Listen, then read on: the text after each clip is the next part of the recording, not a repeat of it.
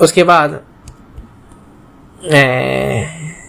23 number حدیث کیا ہے اس میں، جس کے راوی ابو مالک الحارث بن عاصم الاشعری رضی اللہ عنہ ہے، کہتے ہیں کہ اللہ کے رسول صلی اللہ علیہ وسلم نے فرمایا الطہور شطر الایمان، کیا ہے، پاکی آدھا ایمان ہے، پاکی آدھا ایمان ہے، باقی آدھا ایمان ہے، یعنی وضو طہارت کیا ہے، آدھا ایمان ہے، اسی سے آدمی نماز پڑھتا ہے، اسی سے کئی عبادتیں کرتا ہے، اور اسی چیز کا نماز کا جو ہے سب سے پہلے حساب لیا جائے گا۔ نماز کیسے پڑھیں گے بھائی؟ پاک ہو کر کے، تو اسی وجہ سے پاک رہنا ہے۔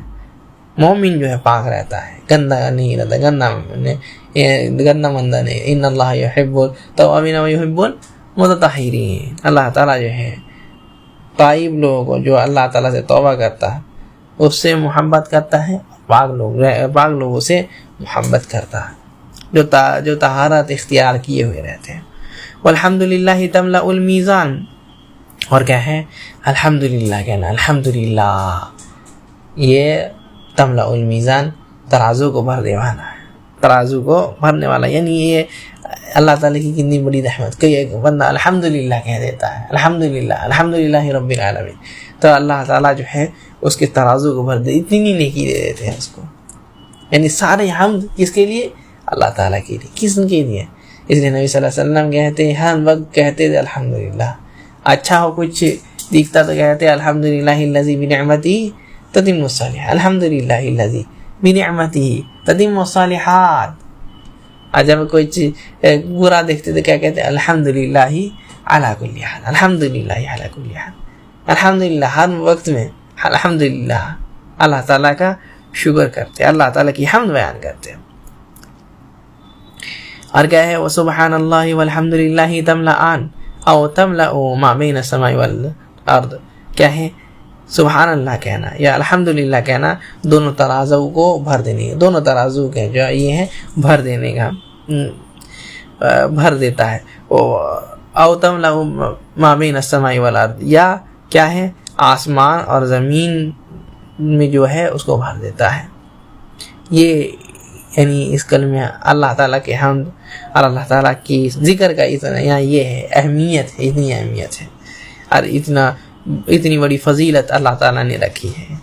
اس لیے نبی صلی اللہ علیہ وسلم اپنی حدیث میں کہتے ہیں من قال سبحان اللہ العظیم وبحمدہ ورثت له نخلۃ فی الجنہ، جو سبحان اللہ العظیم وبحمدہ کہتا ہے، کیا کہتا ہے؟ سبحان اللہ العظیم وبحمدہ، کتنی بڑی نعمت، سبحان اللہ العظیم وبحمدہ ورثت له نخلۃ فی الجنہ، کیا ہے، اس کے لیے جو ہے جنت میں اللہ تعالیٰ ایک درخت لگا دیے، ایک درخت اس کے لیے لگا دیتے ہیں۔ اور کہتے ہیں دوسری حدیث میں من قال سبحان اللہ وبحمدہ فی یوم 100 مرہ، جو ایک بندہ 100 مرتبہ سبحان اللہ وبحمدہ کہتا ہے، سبحان اللہ وبحمدہ کتنے مرتبہ کہا؟ 100 مرتبہ کہا، تو کہتے ہیں حطت خطایا، اس کے جو ہے اللہ تعالیٰ گناہوں کو مٹا دیتے، گناہوں کو مٹا دے ہیں۔ وَإِنْ كَانَتْ مِثْلَ زَبَدِ الْبَحْرِ، چاہے وہ سمندر کی جھاگ کے برابر بھی کیوں نہ ہو، سمندر میں جو جھاگ ہوتا ہے، فینا ہوتا ہے، ویسا بھی کیوں نہ ہو، اللہ تعالیٰ جو ہے اس کے یہ جو ہے گناہوں کو دھل دیتے ہیں، اس کو گناہوں کو دھل دیتے ہیں، صاف کر دیتے ہیں۔ وَالصَّلَاةُ نور، اور کیا ہے، نماز نور ہے، نماز نور ہے، نماز پڑھنے سے آدمی کا نور پیدا، دل میں نور ہوتا ہے، اس کے چہرے میں نور ہوتا ہے، اس کے اعضاء بدن میں نور ہوتا ہے، اور قیامت کے دن جب اس نماز کو لے کر کے اٹھے گا تو کیا ہے، یہدیہم ربہم بایمانہم، اسی سے جو ہے اللہ تعالیٰ جو ہے اتمم لنا نورنا، جو اللہ تعالیٰ فرماتے ہیں اسی سے جو ہے نورہم یسعی بین ایدیہم و بایمانہم، ان کے آگے پیچھے جو ہے نور ہی نور ہوگا، اسی سے جو ہے پل صراط کو پار کریں گے۔ اور صدقہ تو برہان، اور کیا ہے، صدقہ برہان ہے، صدقہ برہان ہے، یعنی دلیل ہے، دلیل ہے۔ اس چیز کی دلیل، اس چیز کی دلیل ہے کہ اس بندے کے اندر نفاق نہیں ہے، اس بندے کے اندر نفاق نہیں ہے، تو آدمی کو صدقہ کرنا چاہیے۔ صدقہ یعنی کیا ہے صدقہ یعنی دل سے آدمی مان لیتا ہے.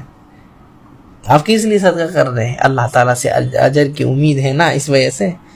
تو صدقہ کون کرتا ہے؟ مومن لوگ کرتے ہیں. منافق لوگ دکھا کر کے کرتے ہیں. مومن لوگ کیا ہے؟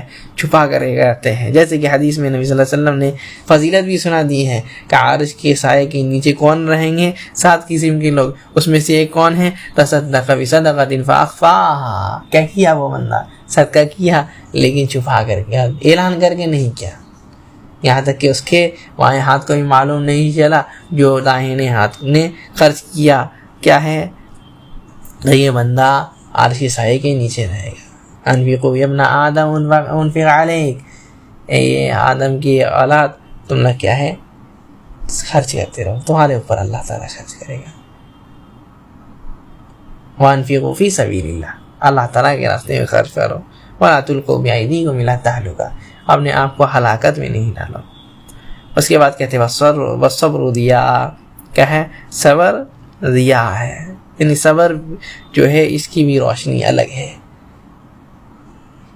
آدمی اگر صبر کرتا ہے تو یعنی صبر علی الطاعہ، نیکی میں صبر کر رہا ہے، نیکی کا کام کر رہا ہے، اللہ کے حکم کا، اللہ تعالیٰ کے حکم کو مان رہا ہے، اللہ کے رسول صلی اللہ علیہ وسلم کی سنت پر عمل کر رہا ہے. اس میں اگر کوئی تکلیف ہوتی ہے تو کیا کرتا ہے؟ صبر کرتا ہے. کوئی مصیبت آتی ہے صبر کرتا ہے. تو کیا ہے؟ یہ اس کے لیے ضیاء ہے، نور ہے، اس کے لیے جو ہے روشنی ہے. یہاں بھی اس کو کام میں آئے گا اور آخرت میں اللہ تعالیٰ فرما دی وبشر الصابرین. صبر کرنے والوں کے لیے بشارت ہے، صبر کرنے والوں کے لیے بشارت ہے. والقرآن حجت لک او علیک. اور کیا فرمایا؟ قرآن جو ہے تمہارے لیے حجت ہوگی یا تمہارے اوپر حجت ہوگی. یعنی اگر عمل کرو گے، ٹھیک ہے، اگر عمل کرو گے تو کیا ہے؟ تو تمہارے لیے حجت ہوگی. سمجھو گے، پڑھو گے، سمجھو گے، اس پر عمل کرو گے تو تمہارے لیے حجت ہوگی. حجت دے گی اللہ تعالیٰ. القرآن شافع. نبی صلی اللہ علیہ وسلم کیا کہے کہ قرآن جو ہے سفارش کرنے والی ہے، سفارش کرے گی تمہاری. کب؟ جب تم اس کو سمجھو گے، پڑھو گے، جب اس کو جو ہے اس پر عمل کرو گے. او علیک، یا تمہارے اوپر حجت، تمہارے خلاف وہ گواہ دے گی کہ اللہ تعالیٰ یہ نہیں پڑھتا تھا، نہیں سمجھتا تھا، نہیں عمل کرتا تھا. اس لیے نبی صلی اللہ علیہ وسلم فرماتے ان اللہ یرفع بهذا الكتاب اقواما ويضع به آخرین. کہ اللہ تعالیٰ اس کتاب کی وجہ سے بہت ساری قوموں کو جو ہے عزت دیے ہے، اونچا کیے ہیں، اور اس کے آخری جو یہ ہوگی اس کو جو اللہ تعالیٰ ذلیل کر دیں. کیوں؟ کیونکہ اس نے قرآن کو چھوڑ دیا. یضل به کثیرا ویہدی به کثیرا. اللہ تعالیٰ نے اسی کتاب کی وجہ سے بہت کسی کو گمراہ کیا، بہت کسی کو ہدایت دیا. گمراہ کس کو کیا؟ جو اس پر ایمان نہیں لائے، جو اس پر ایمان نہیں آئے، اس پر عمل نہیں کیا، کیا ہے؟ گمراہ ہو گئے.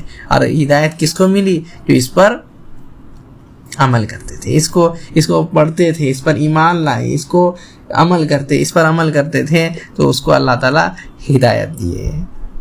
اس کے بعد آخری بات کہتے ہیں کل الناس یغدو فبائع نفسہ ومعتقها او موبقها. کہ ہر آدمی صبح کرتا ہے اس حالت میں کہ یا تو وہ اپنے آپ کو آزاد کر دیتا ہے، اپنے آپ کو بیچ کر کے آزاد کر دیتا ہے، یا قید میں ڈال دیتا ہے. یعنی کیا تو جہنم کا مستحق بن جاتا ہے یا جنت کا مستحق بن جاتا ہے. فریق فی الجنت و فریق فی السعیر. یا تو جنت کا مستحق بنتا ہے یا جہنم. یعنی عمل کے اوپر اگر صبح اٹھا، دن کے کا شروعات کیا نیکی کرتے ہوئے، نیکی کر رہا ہے بندہ، نیکی کر رہا ہے سارا دن، تو کیا ہے؟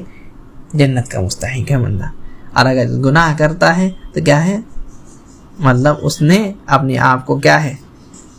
جہنم میں ڈال دیا، اپنے آپ کو جنت میں ڈال دیا. یا تو وہ اللہ تعالیٰ کو اپنے کو بیچ دیتا ہے اور آزاد ہو جاتا ہے، یا کیا ہے؟ شیطان کو اپنے کو بیچ دیتا ہے اور کیا ہے؟ اس کا غلام بن جاتا ہے اور دنیا کرنے لگ جاتا ہے.